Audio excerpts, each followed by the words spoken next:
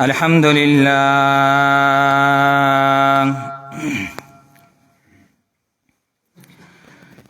لله نحمده ونستعينه ونستغفره ونعوذ بالله من شرور أنفسنا ومن سيئات أعمالنا. من يهده الله فلا مضل له ومن يضلله فلا هادي له،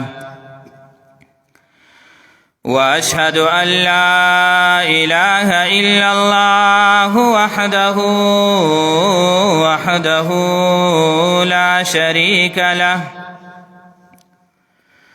وأشهد أن سيدنا وسندنا ومولانا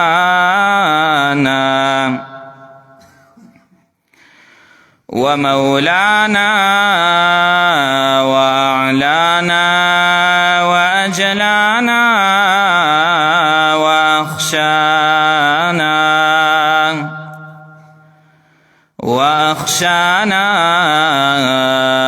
وأنقانا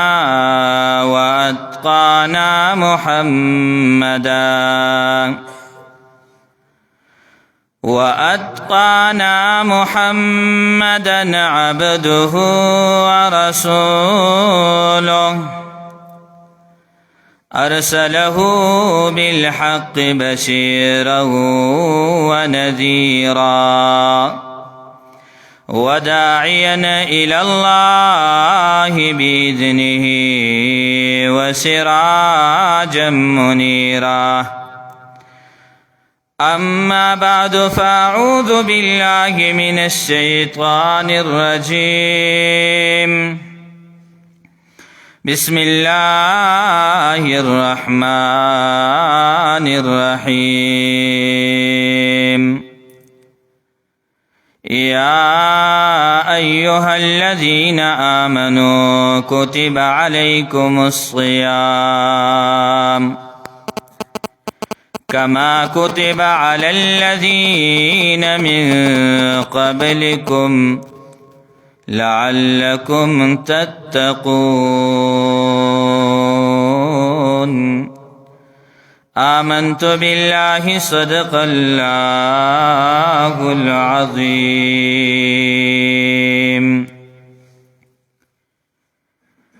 یا پدی خوشالو سا مسلم ایمان تا سردی، یا پدی خوشالو سا مسلم ایمان تا سردی، تورات زبور انجیل سچ قرآن تا سردی، او یولاک سلیرش زرکم و بیش دی انبیاء راغلی، یولاک سلیرش زرکم و بیش دی انبیاء راغلی، خود دی طولو انبیاء و سلطان تا سردی. عاقبت عمر علی خلیفگان زمان، یا عاقبت عمر علی خلیفگان زمان، خود خلفاء راشدین عثمان تا سردی. مالک شافعی او حنبل طولو ائمه د فقه، یا مالک شافعی او حنبل طولو ائمه د فقه، خود دې ټولو امامانو نعمان تا سره دی. وقال تبارك وتعالى في شان حبيبه إن الله وملائكته يصلون على النبي يا أيها الذين آمنوا صلوا عليه وسلموا تسليما. اللهم صل على محمد وعلى آل محمد كما صليت على إبراهيم وعلى آل إبراهيم إنك حميد مجيد. اللهم بارك على محمد وعلى آل محمد كما باركت على إبراهيم وعلى آل إبراهيم إنك حميد مجيد. محترم مسلمانانو او په دین اسلام باندې غیرتمندو مسلمانانو او د جناب محمد رسول الله صلی الله علیه وسلم د ختم نبوت عاشقانو، الله رب العزت په موږ او تاسو باندې بشبها احسانات وکړل چې موږ او تاسو ته بیا د جمعة المبارک ورځ را نصیب کړه. محترم مسلمانانو، روایت کې راځي د ټولو ورځو سرداره دا د جمعې ورځ ده، د ټولو میاشتو سرداره دا د رمضان المبارک میاشت ده. عزتمندو، دا د رمضان المبارک اولنۍ جمعه ده او محترم مسلمانانو د رمضان المبارک دا روجه دا په مخکینی قومونو باندې فرض وي. د رمضان المبارک د روجو فرضیت د نبی علیہ الصلوۃ والسلام د هجرت نه 18 میاشتې یعنی یو نیم کال پس او د شعبان میاشوا او د تحویل د قبلینا لس ورځې پس د رمضان المبارک د میاشتې فرضیت چې کوم دی راغلی دی. د دغه روجو فرضیت د رسول الله د هجرت نه پس 18 میاشتې یعنی یو نیم کال پس د شعبان میاش او د تحویل د قبلینا یعنی د بیت المقدس نه بیت الله طرف ته اوړېدل د دغه نه لس ورځې پس د روجو د فرضیت حکم راغلی دی. محترمو، بعضې علما وایي چې د روجو د فرضیت نه مخکې یعنی کمې روجې چې رمضان المبارک کې فرض شوي دي د دې نه مخکې هیڅ یو روجه فرض نه وه. بعضې علما وایي نه، د عاشورې روجه فرض وه، د ایام بیز روجې فرض وي، کمې چې میاشتې کې 3 ورځې روجې به نیولې. جناب رسول الله صلی الله علیه وسلم هم په میاشتې کې 3 ورځې روجې نیولې.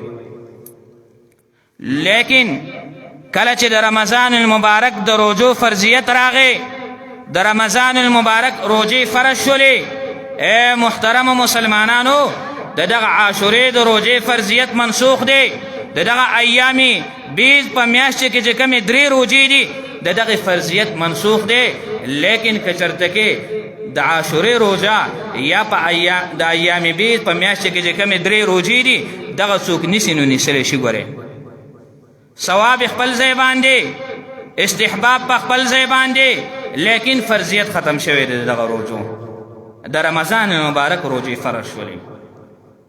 الله قرآن کې وایي یا ایها الذین آمنوا، اے ایمان والو، کتب علیکم الصیام فرض کړی شوي دي په تاسو باندې روژې کما کتب علی الذین من قبلکم لکه څنګه چې تاسو نه په مخکینې خلکو باندې فرض شوي وي.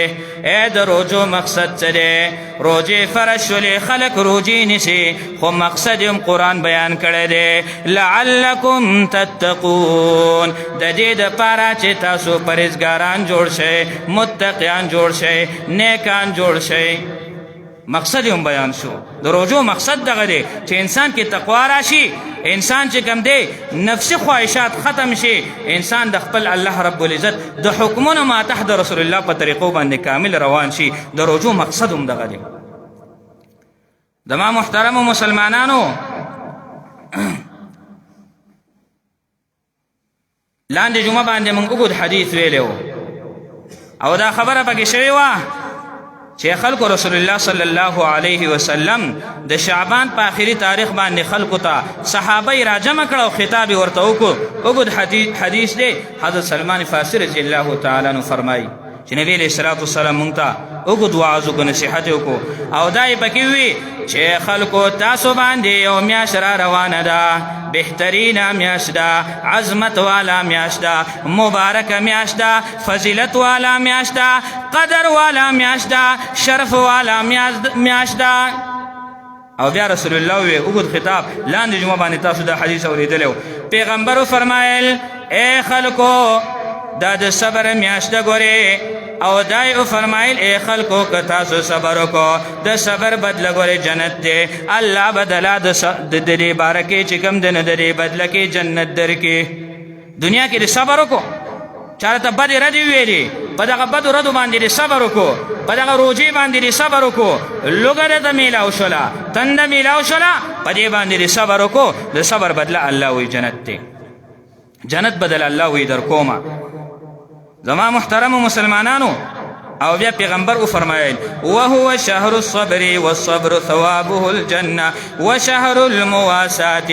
پیغمبر دا وفرمایل ای خلکو دا د مواسات میاشت ده، دا د مواسات میاشت ده، یعنی برابرۍ میاشت ده. یو بل سره به ښه سلوک کوئ، حسن سلوک به کوئ، د یو بل خیال به ساتئ. ای محترم مسلمانانو، مونږ سوچ وکړو 2-3 روژې تېرې شولې، په دې کې مونږ د خپل ورور مسلمان خیال ساتلی دی که نه؟ ای زما ګاونډ کې یتیم دی، د یتیم خیال مې ساتلی دی که نه؟ ای زما ګاونډ کې فقیر مسکین دی، د دغه فقیر مسکین خیال مې ساتلی دی که نه؟ ای زما جومات ته مسافر راغلی و، دغه مسافر باندې ما ځان شپېلی کړی او که نه روژې ماته مې ورکړې وه. دا احوال د انسان باندې راځي. او ګورئ مواسات صحابه څنګه کړي دي. ای محترم مسلمانانو، روایت کې راځي د یرموک په غزا کې صحابه شهیدان شو. یو صحابي وایي چې زه لاړم، زما د تره زوی شهید شوی و، ما خپل تره زوی کتلو هغې کې، زه چې لاړم دغه میدان مې وکتلو، زما تره زوی پکې پروت دی، زما د تره زوی زنکدن شروع دی، آثار د زنکدن شروع دی، ما سره مشکیزه و هغې کې اوبه وې، ما دغه اوبه ځان سره واخیستلې، ما ووې ای د تره زویه، ای زما د تره زویه، اوبه دې را سره اوبه څښې. ما ته یې ووي چې راوړه. ما چې ور نږدې کړې نو خواته بل یو صحابي و، هغه هم د زنکدن په حالاتو کې و، هغه اسویلی وکړو، وایي ما ته زما تره زوی ووي ای زما تره زویه دې مرګري له ویسه، ما پرېږده دله اوبه ویسه. هغه ته یې اوبه ویوړلې. دغه صحابي وایي په خپله واقع بیانې، وایي ما دې بل ملګري ته ویوړلې چې هغه ته مې ویوړلې، اوبه مې نږدې کولې، خواته یو بل صحابي زخمی پروت دی، هغه اسویلی وکړو، ما ته دې ملګري وي چې هغه ته ویسه، هغه اسویلی کړی دی، هغه به تږی شوی، زه خیر دی که د دنیا نه تږی لاړ شمه. وایي ما چې هغه ته ورسولې، خواته بل دی چې هغه ته مې ورسولې، اوبه رسولې، هغه وفات شوی و. چې هغه وفات شو، واپس په دې بل باندې راتلمه بیا دوباره چې د ده خواته رالمه، دی هم وفات شوی و. چې بل دریم ته راتلمه دغه وفات شوی و حتی چې د تره زوی ته بیا واپس راورسېدمه کله چې د تره زوی ته راورسېدمه زما د تره زوی نه روح هم پرواز کړی وفات شوی و عرض دا دی چې مساوات یې کړي دي څه مطلب دې صحابي ووی چې زما تره زویه ما پرېږده خو خواته بل کس تږی دی هغه ته ویسه هغه وی بل ته ویسه ای محترمو دا د صحابه شانو دا د صحابه شانو ښه نو رمضان مبارک وهو دا میاشت چې کوم دی د مساوات میاشت ده د برابرۍ میاشت ده مسلمانه ګورې خیال به ساتئ په دې کې او محترمو مسلمانانو روژه خو سږکال ښه ده نه پکې ګرمي شته نه پکې چې کوم دی نو ډېره یخني شته بعضې علاقو کې اوس هم ګرمي شته دی په کته تاسو لاړ شئ او د دې نه مخکې کلونه وګوره ګرمي به وه نو خلکو به څه وي ای ګرمي ده روژه څنګه ونیسمه روژه نشمه نیولی تکلیف دی راته بیماري راته جدا ده تږی کېږمه وږی کېږمه بیماری ما روژه نشم نیولی نو صحابه شان ته وګوره صحابه زندګۍ ته وګوره ای محترمو صحابه به د ورځې چې کوم دی جهاد به یې کو کفارو سره به جنګېدله او شپې به یې قیام اللیل کول تراوو ته به ودرېدله او ګوره لوږه به وه فقر به و غریبی به وه مالداري به نه وه صحابه به په یوه کجوره باندې ګزاره کوله ما تا سره څومره قسمه طعامونه دي دا به د روژې برکت به موږ وویو بوزه کې داسې وي بیا نه وي بوزه کې چې کوم دی نو یو سالن به مومي چې د شملو ساګ یا کړي به مومي ته پوه شولې او رمضان کې غوښه به درته جدا پرته د څاروي غوښه به جدا پرته د چرګ به جدا پرته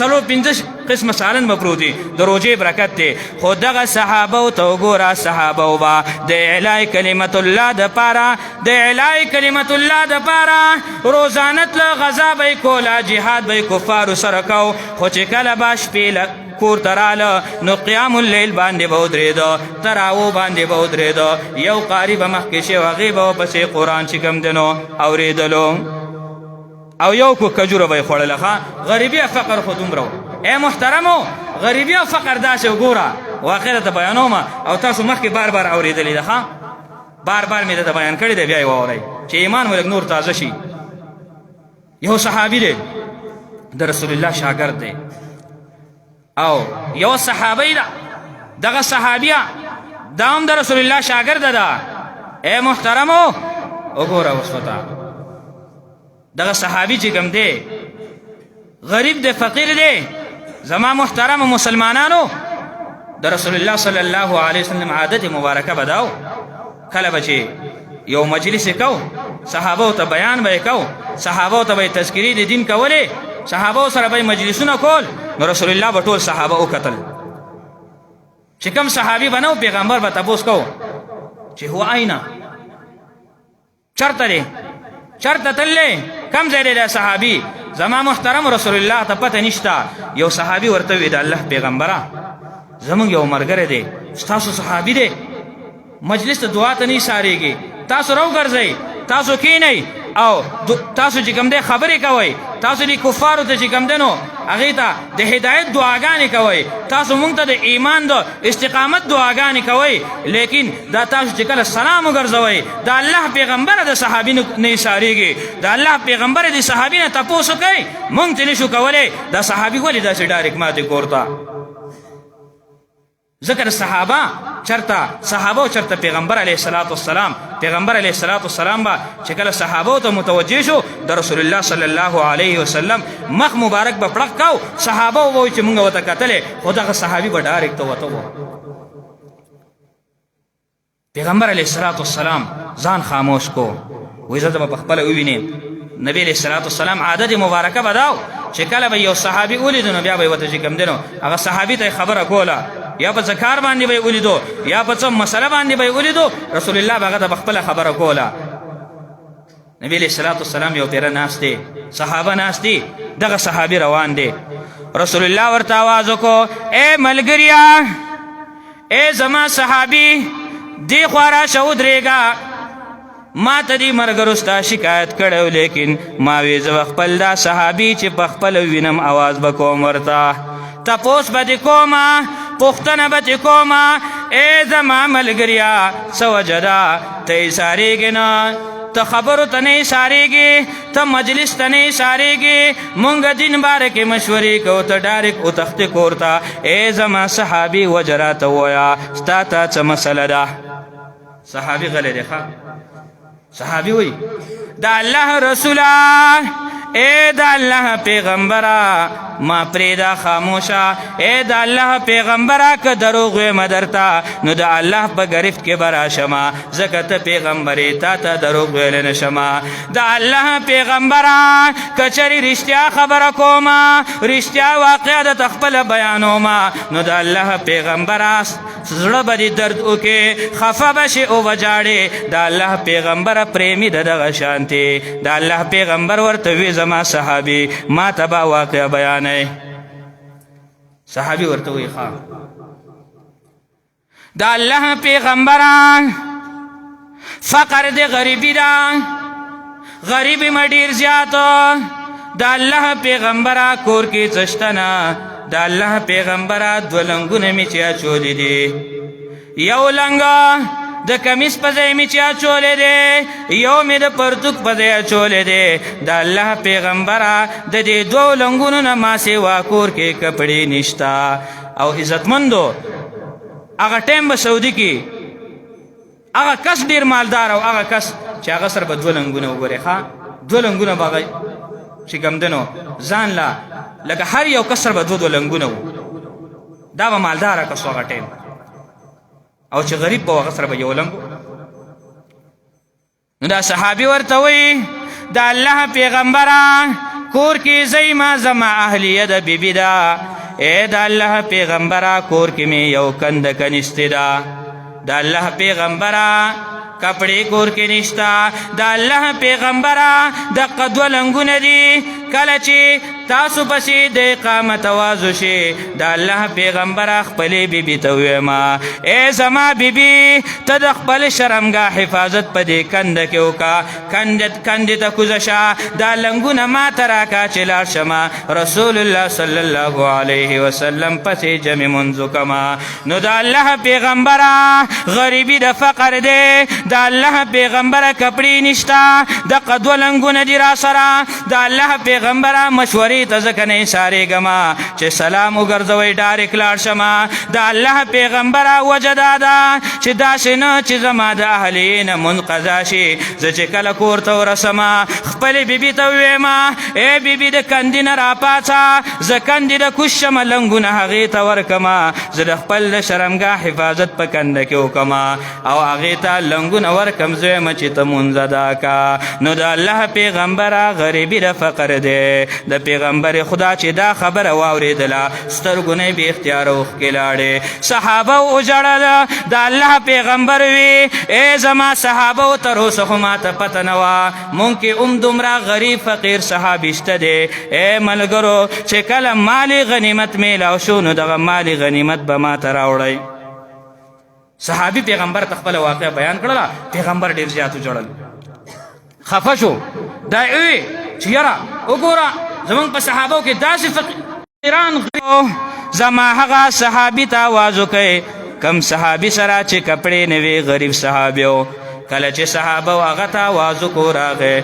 رسول الله ورته وی ای زما ګله ای زما صحابي دا کپړې ویسه ځان له استعمال کا او دا ویسه د خپلې اهلیې ته ورکه خپلې بیبي ته ورکه چې هغه استعمال کړي صحابي کپړې روانې کړي دي چې کله کور ته ورسېدو بیبي ته یې کپړې ورکړلې بیبي ته یې کپړې ورکړلې بیبي څه وایي ای خفه کېږو به نه رښتیا به وایو ما تا چې خپلې بیبي له په یو واده کې کپړه وکړو جوړه والا جوړه کړو او جوړه بیا د څومره 4-5 نه کمه نه 4-5 نه کمه نه نو تاسو وایئ په ایمان یې وایئ دې واده کې چې دې زنانه په دې کپړه کې دې زنانه دا واده تیر کو نو بل واده له چې دا جوړه وړي که بله وړي که نه دا خو نه وړي وایي دا را سره امزولو لیدلې ده دا را سره ملګرو لیدلې ده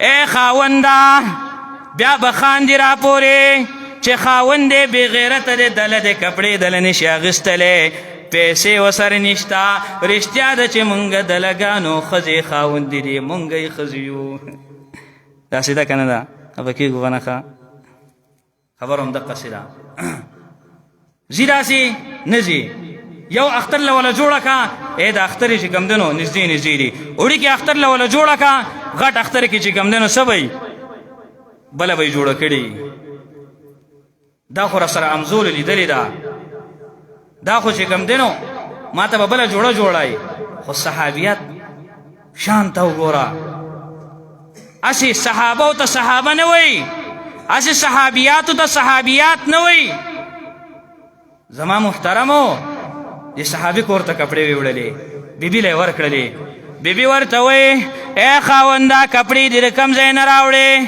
ای خاونده کپړې دې چېرته نه راوړې خاون ورته وایي ای ښځې د الله پیغمبر مجبوره کړمه دروغ مې خو ورته ویلی نه شو ای ښځې الله پیغمبر مجبور کړما خپل د غریبۍ فقر د غربت واقعه مې ورته بیان کړله ای محترمو دغه بیبي څه وایي دغه صحابیه څه وایي وایي یا لیتنی مت قبل هذا وایي کاش چې رسول الله ته زمونږ خبره نه وې رسېدلې او د دې نه مخکې زما وفات شوې وې ولې رسول الله ته زمونږ د درد دا خبر نه وې رسېدلې د فقر خبر نه وې رسېدلی رسول الله ته به تکلیف میلاو شوی او د دې واقعې نه مخکې چې زما وفات شوی وی نو ښه به وه چې رسول الله ته زموږ د غریبۍ واقعه نه وې رسېدلی نن سبا زنانه شته داسې چې د صحابیاتو هغه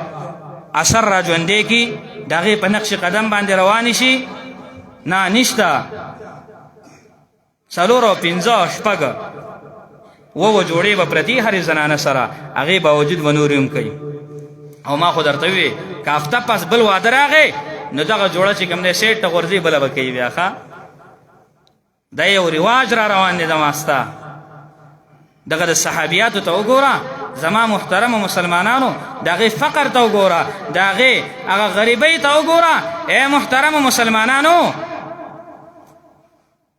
واقعي پسې واقع را یادېږي فاطمة الزهرا رضی الله تعالی عنها د رسول الله لخت جگر ده لوري ده نبی علیہ الصلوۃ والسلام یو پیرا مسجد نبوی کی درس کوي صحابه او ته صحابه ناستی د الله پیغمبر وی درس وکړو یو زنانه گیټ سره راښکاره شوله د الله پیغمبر ته صحابه وی اے د الله پیغمبره یو زنانه پرده کې راغلې ده ولاړه ده د الله پیغمبره څه وایي با چې څه وایي د الله پیغمبر سبق پڑھاو کو په خفص سکون سره چې کله سبق ختم کو درس د قرآن ختم کو تعلیم د قرآن ختم کو نو رسول الله گیټ طرف ته روان شو چې وایي که ته هغه فاطمة الزهرا رضی الله تعالی عنها ولاړه وه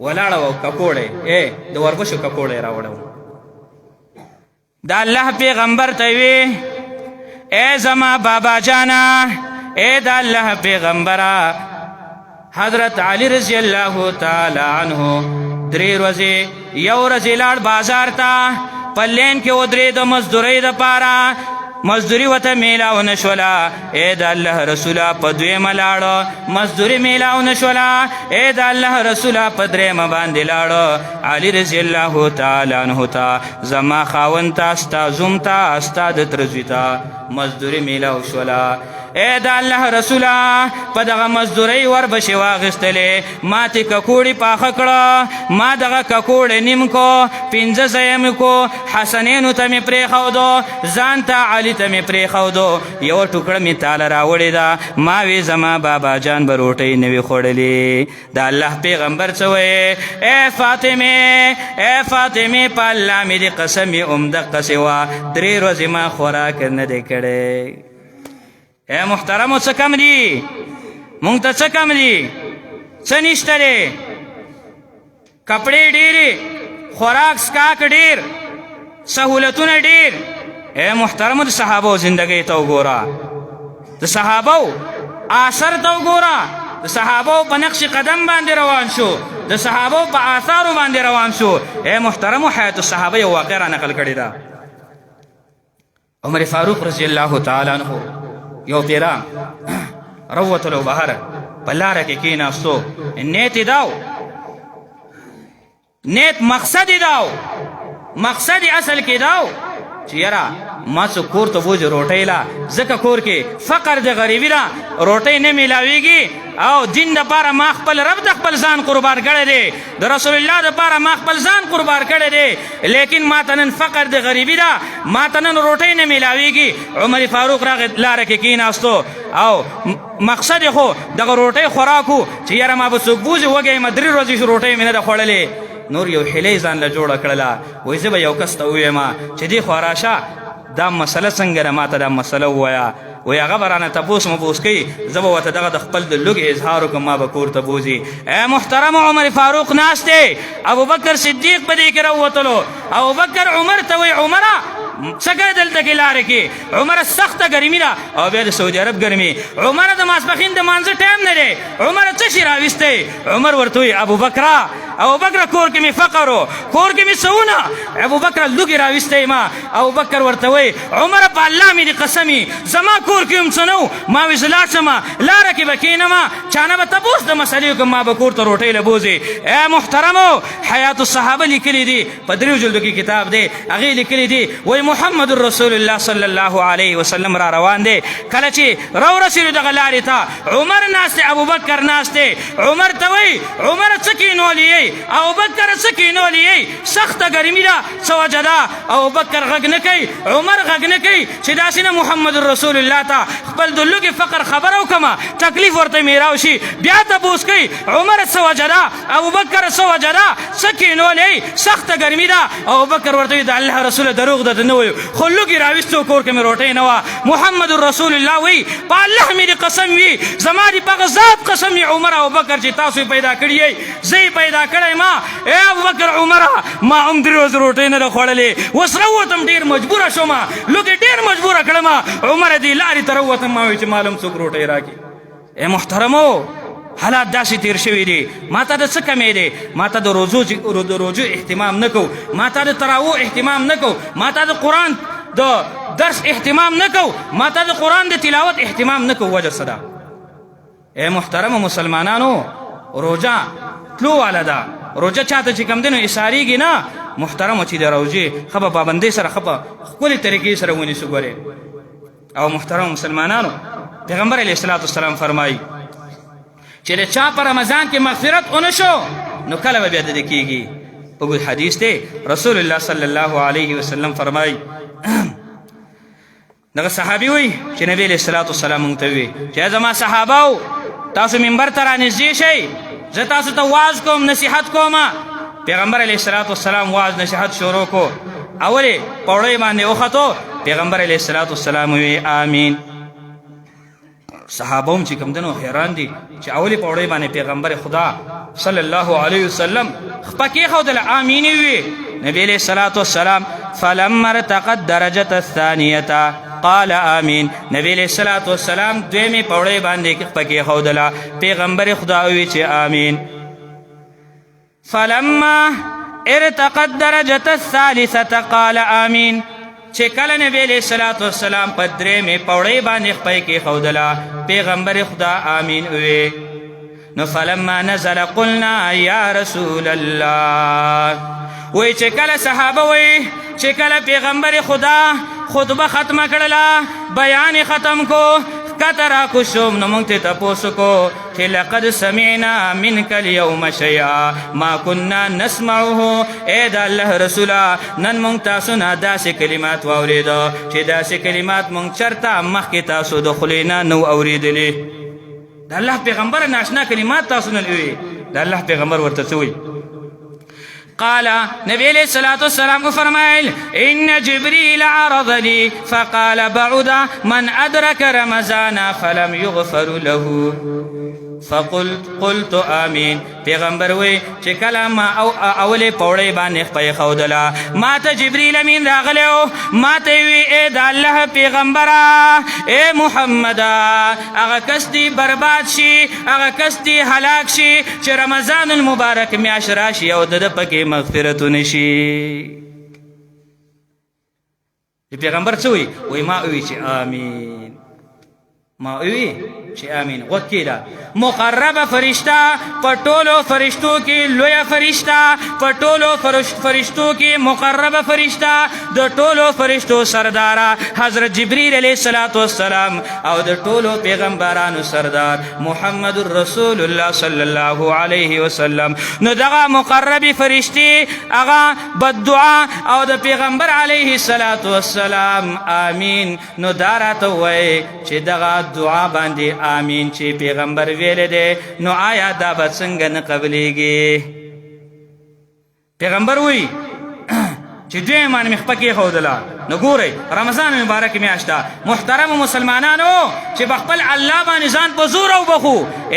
ماشوم چې کله پلار نه پیسې غواړي اسکول ته نه ځمه مدرسې ته نه ځمه 10 روپۍ راکه هغه ورته نه ورکوي. زه پرون مې درکړې وې نن بیا غواړي او د خپو کې رغړي نه ځم شا به راکوه.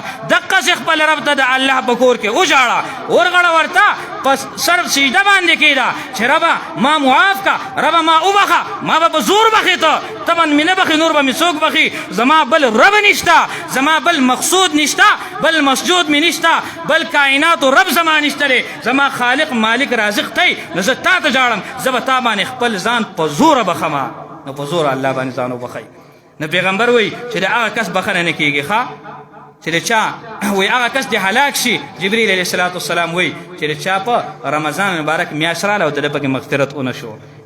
دویمه خبره پیغمبر فرمایي فلما رقيت الثانية قال بعد من ذكرت عنده فلم يصل عليك قلت آمین. وی جبریل راته وی اے محمده اے د الله پیغمبره چې کله ستا تذکره د چا مخکې وشي او تا باندې درود اونوي دغه کس دی او هلاک شي. ما وی چې آمین. اوس چې کله د محمد رسول الله صلی الله علیه وسلم د محمد نوم راشي نو درود پې وایه صلی الله علیه وسلم. پیغمبر وی چې جبریل راته وی چې کله ستا تذکره وشي ستا نوم ذکر شي او په دې باندې څوک درود ونه وی نو وی هغه کس دې هم برباد شي هلاک شي. پیغمبر وی چې ما وی چې آمین. دوه کسان ته لاړه دریم کس پیغمبر فرمائی فلما رقیت الثالثة قال بعد من ادرک ابویه الكبر عنده او احدهما فلم يدخلاه الجنة قلت آمین. وی جبریل لاتوی اے پیغمبرا اے دا اللہ رسولان چې کله د یو کس مور او پلار دواړه بوډاګان وي یا یو پدې کې بوډاوي ضعف ته رسېدلی وي او دغه زوی د دومره خدمتونه کې چې د جنت ته داخل نه کړي نو دغه کس دې هم هلاک شي. اوس ګوره اوس نوجوانه بابا پسې لوړ رالی که نه رالی پیغمبر بددعا کړې ده. ای جبریل بددعا کړې ده پیغمبر پې امین ویلی دی. اوس څنګه دې خوښه ده بابا ګوټ ټکی که نه بابا اوس ګوټ ټکه وایي جدا شه سیټ ته شه ما واده کړی دی ما ځان له ښځه راویستې ده ځکه زما تا سره کور نه کېږي. نوجوانانو جبریل علیه الصلاۃ والسلام بددعا کړې ده پیغمبر علیه الصلاۃ والسلام پې امین ویلی دي. هغه کس دې هلاک شي هغه کس دې برباد شي هغه کس دې تباه شي چې کم کس خپل مور او پلار دواړه بوډاګان یا یو باغې کې عمومی او دومره خدمت یونه کې چې دغه خدمت په وجه باندې د جنت ته داخل نشي. وی دا کس دې هلاک شي. نوجوانانو د مور او پلار قدر کوئ ښه د مور او پلار عزت کوئ ښه د مور او پلار احترام کوئ. که پوه شولې دا به نه وایي چې دا چې کوم دی ته اوس نه پوهېږې ستا مازغه کار نه کوي او ته مه راوځه سړو ته. دا به نه وایي چې ته اوس جرګو والا کس نه یې.